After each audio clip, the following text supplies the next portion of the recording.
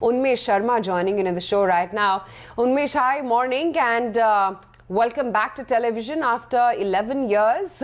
Help us understand whether or not India Inc. is really geared up to fill the gap that, if indeed manufacturing is to move away from China large scale. The government has taken a very strategic initiative in the middle of this crisis. We have always believed that the trend was moving in India's direction in any case. It is just that this crisis has given the opportunity to the government to accelerate that process. If you look globally, there is a move towards deglobalisation, a lot more looking internally, and this is not just India specific. Add to that the problems where there were very serious supply chain disruptions in the short term due to the COVID crisis. So a lot of the manufacturers globally would like to do two things. One is make their supply chains more secure, which means more diversification. And then there is the geopolitics, where at the margin there seems to be a little bit of tension between China and the rest of the world, especially the Western world. So in this, we believe that the government's doing the right thing. It's also taken advantage of the fact that, our research team has done a fantastic report. They talk about how the major inputs to production, land, labor costs had actually gone haywire in the last decade. All of those have started to correct. And from that perspective, we believe that this whole theme of self-reliance, reduced competition from foreigners in the domestic market, supply chain moves away from China into India, and reduce domestic competition from foreigners is a big theme for the next 3 to 5 years.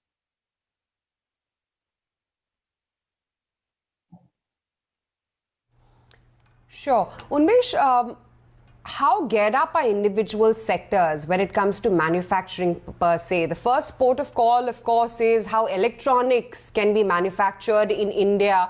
And we've heard about, murmurs coming in from the likes of Apple, etc. as well.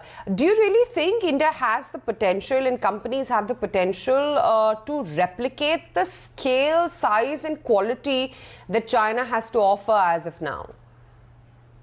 As you rightly said, this is a very sector-specific response to this. The first part is that there are certain sectors in which India has a natural advantage. There are certain chemistries, there are certain engineering skills. For example, if you look at the specialty chemical space, if you look at pharmaceuticals, if you look at auto ancillaries, this is where India has the entrance into the global supply chain. And on this, we believe that the move will be a lot faster. Now, as far as electronics and some of these others are concerned, the supply chain shifts happen a lot longer. In fact, we have gone into detail in our report where we talk about the fact that this is not something on the newer sectors which is going to happen overnight. The infrastructure development, the engineering skills, the manpower, the capex itself, the availability of land continue to remain issues while they have eased off, with the moves taken by the government on taxes as well as land prices. We believe that things will move. Also, the electronic supply chain specifically, while we don't have any stocks, which we talk about here, at the same time are extremely complex. So there is not, typically, we would be playing in an era where, in a zone where we would be importing raw materials and some goods and then adding value and exporting them back out again. So we believe that will take a lot longer. However, if you think about, again, going back to my original point, specialty chemicals, pharma, auto ancillaries, and competition in sectors where we have competition domestically, not just on products but also on services, we believe we'll be a lot faster to get there. Sure. Could be a little more specific, Unmesh, considering specialty chemicals is a very large and varied sector, and so is pharmaceuticals, with each and every company having something different to offer. Which cluster of companies, if you could name some, do stand a chance to benefit from the Atmanirbhar Bharat push? Okay, so our research team has come out with a few names. Some which are under our coverage. Alkylamines, Galaxy surfactants, and followed by Navin Fluorine, Arctic Industries, Deepak Nitrite. These are the ones where we have highlighted in our report are the ones which stand out in the specialty chemicals, agrochemical space.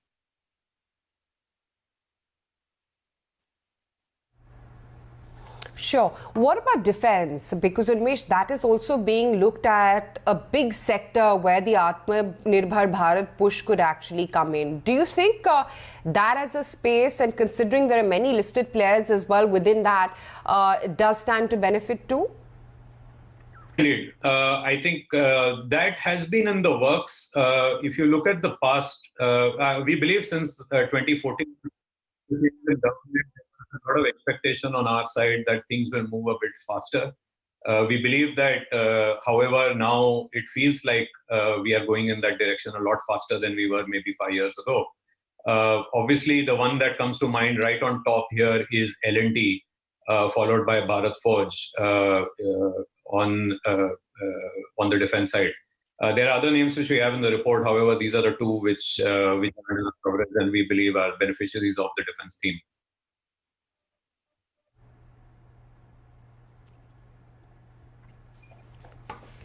Fair point. Also wanted to understand what happens to the petro beneficiaries in this case, Unmesh. You know, given the kind of fluctuation that we've seen in the last 2 months in just petrol prices of late, and I was just looking at the last 10-day data, for instance, and there's been a sizable spike that one has seen in petrol prices and the rebound in crude that has played out as well from the lows. Do you think the oil and gas sector as a space as well stands to benefit, if at all? On the oil and gas space, so to some extent there is a little bit of benefit of deglobalization that the raw material availability in the local market from the refiners actually improves a bit marginally. But at the same time, on the intermediate chemicals, there are also certain things in the petrochemical chain which we do import. So the net effect of that at this point in time is a little bit more tricky to gauge. Having said that, on the refining side, India has been so. If you look at the entire macro picture, and you even look at our model portfolio, what you will notice is that India does benefit from the fact that oil prices do come off. That's great from another perspective, not just Atmanirbhar Bharat, but that's actually a sustainable decline in oil prices is definitely very, very positive for us. And as a result of that, the refineries which are adding value to that and creating the finished products are also all domestic. So from that perspective, we are positive on the space. However, it's not the biggest beneficiary of Atmanirbhar in our view.